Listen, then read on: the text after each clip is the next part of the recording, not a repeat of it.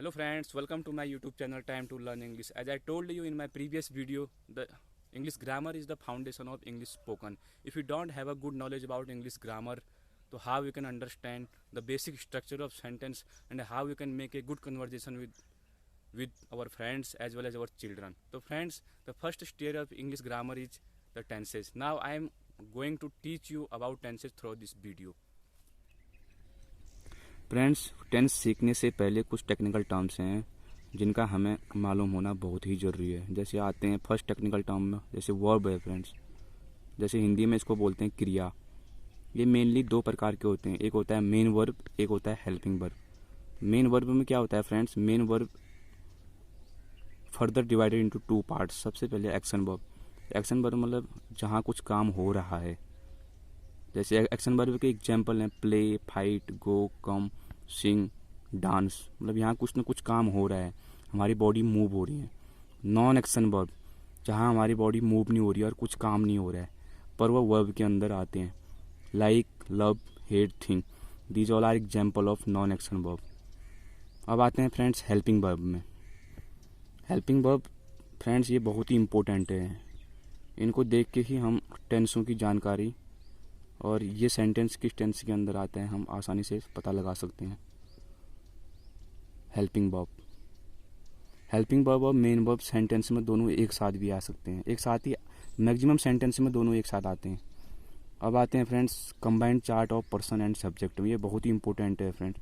पहली बात तो हमें पर्सन क्या होता है पता होना चाहिए, और दूसरी बात सब्जेक्ट क्या होता है ये पता होना चाहिए। तो टेंस का नॉलेज होने के लिए इन दोनों का आना हमें बहुत ही ज़रूरी है। सबसे पहले जैसा कि हमने हिंदी में पढ़ा है एक वचन, द्विवचन, बहुवचन, लेकिन इंग्लिश में दोनों होते हैं, बस सिंगुलर और प्लूरल। अब आते हैं person, first person, second person और थर्ड पर्सन। फ्रेंड्स इसको जैसे मैंने फर्स्ट पर्सन के आगे आई लिख रखा है, आई के ऊपर सिंगुलर सब्जेक्ट, तो इसको समझना बहुत ही ज़रूरी है। टेंस से आगे मैं टेंस में बताऊँगा इसको, ये किस टाइप से हमारे लिए बहुत ही उपयोगी है। फ्रेंड्स जब फर्स्ट पर्सन क्या है, आई। जैसे मैं आपसे बात कर रहा हूँ तो फर्स्ट पर्सन आई हैं। जैसे हम तीन चार हैं, हम तीन चार आपसे बात कर रहे हैं तो हम वी हो गए, तो आई को क्या बोलेंगे, फर्स्ट पर्सन सिंगुलर सब्जेक्ट। और प्लूरल सब्जेक्ट क्या बोलेंगे, फर्स्ट पर्सन प्लूरल सब्जेक्ट को वी बोलेंगे। ये सिर्फ दो ही वर्ड हैं फ्रेंड्स इंग्लिश में। जैसे फर्स्ट पर्सन सिंगुलर सब्जेक्ट के अंदर एक ही वर्ड आता है, वो है आई, और फर्स्ट पर्सन प्लूरल सब्जेक्ट के अंदर एक ही वर्ड आता है, वो है वी।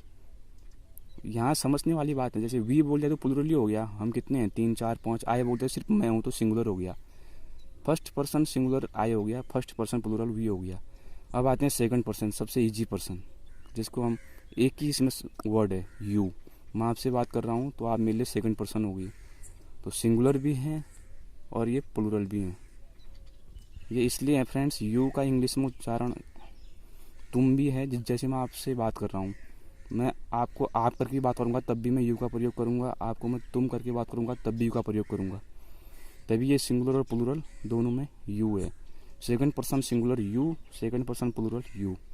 जैसे थर्ड पर्सन हो गया, जैसे हम किसी के बारे में बात कर रहे हैं, जैसे we are talking about any things, about any persons. If you are talking about he, she, it, this, they, those, these. Okay, जैसे हम कह रहे हैं, हम आपस में बात कर रहे हैं, हम बोल रहे हैं he is a good player यार, ही इज़ वेरी इंटेलिजेंट। तो we are talking about third person. Third person singular means he, she, it, this. इसको बोल के ही हमें उसका मतलब अनुभव हो रहा है कि हाँ ये सिंगुलर सब्जेक्ट है, हम किसी एक के बारे में बात कर रहे हैं। दे, दोज, दीज, इसमें दीज बुक्स लिखा है मैंने। दीज बुक्स का मतलब भी वही है कि बहुत सारी बुक हैं, दीज बुक। ओके फ्रेंड्स, अब आते हैं form, the form of verb. ये बहुत ही इंपॉर्टेंट है फ्रेंड्स। जैसे कि मैंने बताया ये पर्सन और सब्जेक्ट इंपॉर्टेंट है, वहीं पर तो फॉर्म्स का भी हमारी टेंस को सीखने में बहुत बड़ा योगदान है। जैसे कि हम सभी को पता है फॉर्म 3 प्रकार के होते हैं, लेकिन आजकल एक चौथा फॉर्म भी इसमें जोड़ दिया है जिसको हम आईएनजी फॉर्म बोलते हैं। फॉर्म क्या होता है, फॉर्म भी हमें कहीं ना कहीं सेंटेंस की पास्ट में है, प्रेजेंट में या फ्यूचर में है, ये हमें फॉर्म से भी पता लग जाता है। तो फ्रेंड्स 4 प्रकार के फॉर्म होते हैं, first form, second form, third form, fourth form. मैं एक उदाहरण देता हूँ, जैसे लिखना एक क्रिया है, फॉर्म हमेशा वर्ब की फॉर्म होती है और किसी की नहीं होती, सब्जेक्ट की फॉर्म नहीं होगी, ऑब्जेक्ट की फॉर्म नहीं होगी, फॉर्म हमेशा वर्ब की होगी। जैसे वर्ब में प्ले हो गया, first form play, played, played, और fourth form playing. Okay friends, अब आ जाते हैं बेसिक आइडेंटिफिकेशन ऑफ टेंस में। फ्रेंड्स, जो बेसिक आइडेंटिफिकेशन बता रहा हूँ, जिन हिंदी वाक्यों के अंत में है, हो, हैं आता है वह प्रेजेंट टेंस के अंदर आते हैं, और जिन हिंदी वाक्यों के अंत में थे, थी, था आते हैं वह पास्ट टेंस। अगर जिन हिंदी वाक्यों के अंत में गा, गी, गे आता है वह फ्यूचर के अंदर आती है। तो बेसिक नॉलेज होगी फ्रेंड्स। तो there are 3 types of tense: present tense, past tense, future tense. The all tense has 4 parts. All tense further divided into 4 parts. The total हो गए 4 एक के 4 एक के 4 एक के, तो 12 टेंस हो गए। फ्रेंड्स, इस दुनिया में लगभग सारे सेंटेंस, सारे कन्वर्जेशन इसी 12 टेंस के अंदर आते हैं। हो सकता है कोई एक्सेप्शनल हो, पर इन केस ऑफ एक्सेप्शनल वो भी हमें किसी न किसी टेंस का बोध कराएगा, वो भी हमें किसी न किसी टेंस का एक्नॉलेज कराएगा। ओके फ्रेंड्स, जैसा कि मैंने बताया हर टेंस के 4 पार्ट होते हैं, मैं इनको समझाता हूँ। 4 पार्ट ऐसे हो गए, एक तो इंडेफिनिट पार्ट हो गया, एक कंटिन्यूस पार्ट हो गया, एक परफेक्ट हो गया, एक परफेक्ट कंटिन्यूस हो गया। फ्रेंड्स, अब आपने क्या करना है, इंडेफिनिट के आगे प्रेजेंट लगा दो, कंटिन्यूस के आगे प्रेजेंट लगा दो, परफेक्ट के आगे प्रेजेंट लगा दो, और परफेक्ट कंटिन्यूस के आगे भी प्रेजेंट लगा दो। तो ये प्रेजेंट टेंस के 4 टाइप हो जाएंगे: present indefinite, present continuous, present perfect, present perfect continuous. ऐसी इंडेफिनिट के आगे पास्ट लगा दोगे, और नीचे जो 3 बचे हैं इनके आगे भी पास्ट लगा दोगे, तो ये सबके 4 पार्ट हमें मिल जाएंगे। ऐसे ही सेम फ्यूचर के साथ, future indefinite, future continuous, future perfect और फ्यूचर परफेक्ट कंटिन्यूस।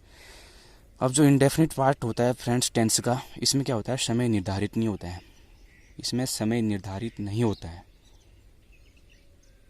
और इसको हम सिंपल भी बोलते हैं, जैसे सिंपल पास्ट, सिंपल प्रेजेंट और सिंपल फ्यूचर भी बोलते हैं। इसका अनदर नेम है ये, जो इसको हम सिंपल लगा के भी बोल सकते हैं। इंडेफिनिट टेंस की जगह को हम सिंपल प्रेजेंट बोल सकते हैं, सिंपल पास्ट और सिंपल फ्यूचर बोल सकते हैं। इसमें हमें समय का निर्धारित नहीं होता है। अगर हम कंटिन्यूस टेंस की बात करें तो इसमें काम चल रहा होता है friends, work is in progressing. कोई भी ऐसा जिसमें काम चल रहा हो, चाहे वो फ्यूचर में चल रहा हो, चाहे वो पास्ट में चल रहा हो, चाहे प्रेजेंट में चल रहा हो, इसमें हमें काम को मतलब अभी भी चल रहा है इसका बोध होगा। ऐसे सेंटेंसों से काम पूरा हो गया। परफेक्ट टेंस से हमें काम पूरा होने का बोध होगा, पूरा होने का ज्ञान होगा।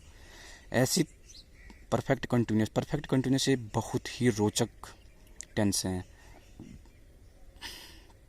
इसमें काम के साथ साथ फ्रेंड्स हमें समय भी दिया रहता है। जैसे ये तीनों अदर टेंसेस से ये अलग है। अलग क्यों है? जैसे हम बोल रहे हैं वह यार 2 घंटे से आ रहा है, वह 2 घंटे से आ रहा है। He has been coming for 2 hours, मतलब वह 2 घंटे से आ रहा होगा। He will have been coming for 2 hours. तो इसमें सिंस और फॉर का भी बहुत ही योगदान है। इसको मैं आपको आगे बताऊंगा। चलो शुरू करते हैं अगला।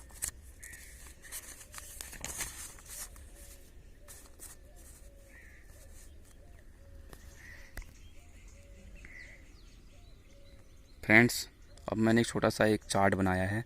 इसमें कुछ नहीं लिखा है मैंने, ऊपर प्रेजेंट, पास्ट, फ्यूचर कर दिया, और साइड में जो 4 मैंने आपको पार्ट्स बताए, indefinite form, continuous form, perfect और परफेक्ट कंटिन्यूस, ये सिर्फ वाक्यों की पहचान के लिए है फ्रेंड्स। अब प्रेजेंट ऊपर लिखा है, तो प्रेजेंट इंडेफिनिट टेंस में क्या होता है फ्रेंड्स? इसमें हमें जैसे जिन हिंदी वाक्यों के अंत में ता है, ती है, ते है आएगा, वह प्रेजेंट इंडेफिनिट के अंदर आएंगी। इसमें वर्ब की फर्स्ट फॉर्म का यूज होता है, और वर्ब के साथ एस और ई एस लगता है, और इसमें हेल्पिंग वर्ब डू और डज है। पास्ट टेंस, पास्ट इंडेफिनिट में क्या होता है? इसमें यही एक ऐसा टेंस है जिसमें हमें पर्सन और ऑब्जेक्ट की आवश्यकता नहीं पड़ती। किसी भी पर्सन, किसी भी ऑब्जेक्ट के साथ हम डिड का प्रयोग कर सकते हैं। डिड का प्रयोग एज ए हेल्पिंग वर्ब, और जो सिंपल सेंटेंस हैं उसमें हम वर्ब की फॉर्म का सेकंड फॉर्म लेंगे। फ्यूचर इंडेफिनिट में विल का प्रयोग होता है फ्रेंड्स। इसमें सेल का प्रयोग आजकल नहीं किया जाता है। सेल का प्रयोग इसलिए नहीं किया जाता है फ्रेंड्स, इसको अभी मॉडल वर्ब के रूप में मान्यता मिल गई है। इसको हमने टेंस के स्ट्रक्चर से हटा दिया गया है। ओके, इसमें भी वर्ब की फर्स्ट फॉर्म होती है। इंडेफिनिट, फ्यूचर इंडेफिनिट में भी। पास्ट इंडेफिनिट में सेकंड फॉर्म होती, प्रेजेंट इंडेफिनिट में एस या ई एस लगेगा और वर्ब की first form. Helping verb do और डज होगा, और इसमें हेल्पिंग वर्ब डिड होगा, और इसमें हेल्पिंग वर्ब विल हो गया फ्रेंड्स। कंटिन्यूस में इज एम आर। कंटिन्यूस एक ऐसा टेंस है जहाँ प्रेजेंट पास्ट फ्यूचर सब में वर्ब की फोर्थ फॉर्म आएगी, मतलब आईएनजी फॉर्म आएगी वर्ब की। और अगर प्रेजेंट कंटिन्यूस की बात कर रहे हैं तो इज एम आर आएगा। अब इज कहाँ आएगा फ्रेंड्स, ये हमें पक्का पता होना चाहिए। जैसे मैंने आपको बताया पर्सन और सब्जेक्ट के बारे में, इज आएगा फर्स्ट पर्सन, इज आएगा इज आएगा थर्ड पर्सन सिंगुलर सब्जेक्ट के साथ। अब आपको अनुमान लगाना, जैसे एम कहाँ आएगा, एम तो हमेशा आई के साथ ही आएगा ना। एम तो मतलब third person he she it के साथ एम नहीं आएगा। एम आएगा फर्स्ट पर्सन सिंगुलर सब्जेक्ट के साथ। ये हमें अच्छे से क्लियर होना चाहिए। हो गया वर्ब की फर्स्ट फॉर्म। अब हम वॉज वेयर की बात कर रहे हैं। वॉज वेयर आई के साथ फ्रेंड्स वॉज भी आता है और वेयर भी आता है, और आई के साथ वॉज भी आता है, और सिंगुलर सब्जेक्ट के साथ हमेशा वॉज आएगा। Singular subject third person singular subject के साथ वॉज आएगा। थर्ड पर्सन में he was, she was, it was, और थर्ड पर्सन प्लूरल सब्जेक्ट के साथ वेयर आएगा। ओके। अब हम फ्यूचर कंटिन्यूस की बात करें, इसमें विल बी का प्रयोग होता है। किसी भी सेंटेंस में अगर फ्यूचर इंडेफिनिट की बात कर रहे हैं, फ्यूचर कंटिन्यूस की बात कर रहे हैं, तो विल बी के साथ आईएनजी फॉर्म लगेगा वर्ब की ING form. Okay. Will be, he will be playing, he will be eating, वह खा रही होगी, वह खेल रही होगी। This type of sentence under future continuous tense. अब हम बात करते हैं परफेक्ट टेंस की। सबसे पहले प्रेजेंट परफेक्ट टेंस। इसमें क्या होता है फ्रेंड्स, इसमें चाहे प्रेजेंट हो, पास्ट हो, फ्यूचर हो, इसमें वर्ब की थर्ड फॉर्म का प्रयोग होता है। प्रेजेंट में क्या होता है, हैज लगता है, फर्स्ट पर्सन के साथ हैज लगता है, और प्लूरल सब्जेक्ट के साथ हैव लगता है। Friends, third person singular subject के साथ हैज लगेगा, ही सी इट के साथ हमेशा हैज ही लगेगा, और थर्ड पर्सन सिंगुलर सब्जेक्ट के साथ हैज लगेगा, और फर्स्ट पर्सन जैसे आई हो गया, फर्स्ट आई के साथ हमेशा हैव आएगा, और थर्ड पर्सन प्लूरल के साथ हैव आएगा, जैसे दे के साथ हमेशा हैव आएगा। हो गया।